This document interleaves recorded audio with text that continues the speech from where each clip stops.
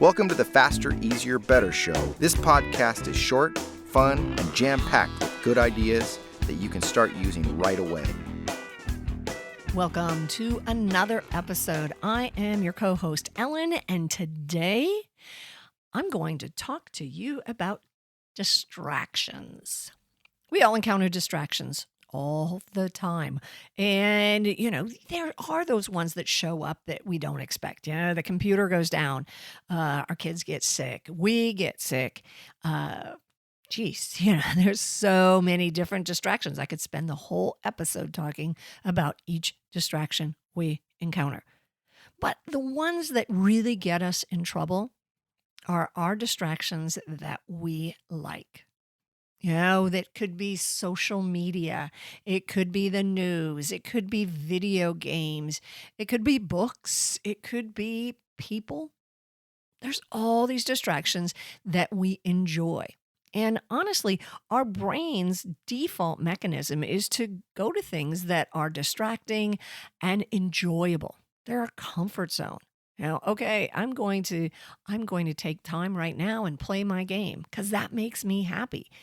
Think about how often you get stressed out or, something doesn't go right and you automatically flip to that distraction that makes you comfortable. It's your little happy spot. Those are the distractions that we're going to be talking about today, because those are the distractions that we can actually guard against better than the surprise ones that show up. So we've got these distractions that we know we fall back on. For me, especially during any election cycle, I become this huge news junkie. And if I was given the opportunity, I would just sit at my computer and flip between news sites over and over, just tracking everything. Well, that's obviously not a great way to run a business. It's really no way to run a business. So what I do, especially during those times, is I schedule my distraction. That distraction, of course, being reading the news. So I set on my phone alarms, and I have the first one goes off at the 55 minutes after the hour, and then the next one will go off at the top of the hour. And I set those for all day long. So that's a lot of alarms. So what happens is I'll start working at the top of the hour, knowing that in 55 minutes I can get distracted. So what's great about this is that I don't spend those 55 minutes thinking of how I can distract myself right there. I'm able to really get into a zone of focus and get things done.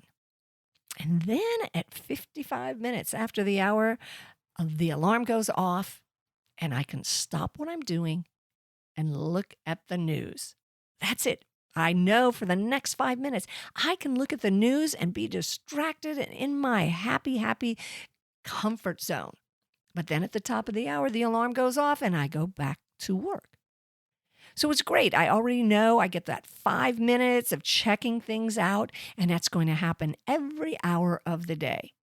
Boom. It's fantastic. But I make this even, let's say, stronger, shall we?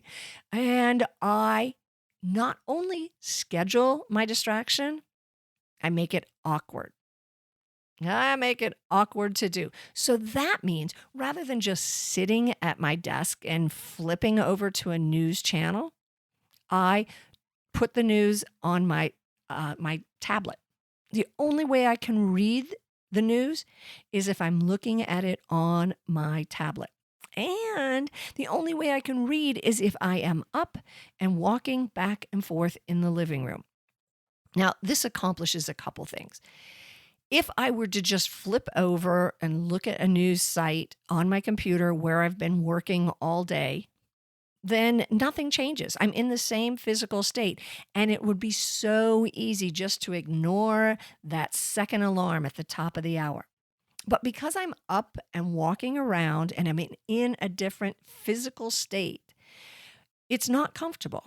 I can't read for hours walking back and forth. I probably could, but there wouldn't be anything comfortable about it.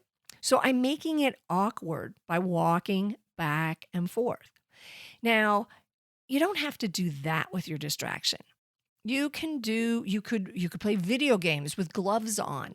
You could make sure, let's say social media is your distraction. Well, then you can only look at social media while you're standing in the corner or standing on one leg or outside. You have to be outside to look at social media. And that means if it's raining or it's cold or it's hot, you still have to be out there.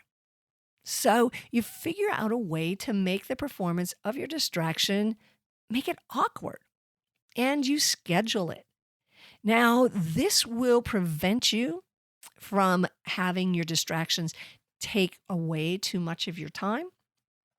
It's going to make sure that you still get a little break, but then you get back on track super fast. You've done it, away you go. Now, there's nothing magic about 55 minutes after the hour and then at the top of the hour.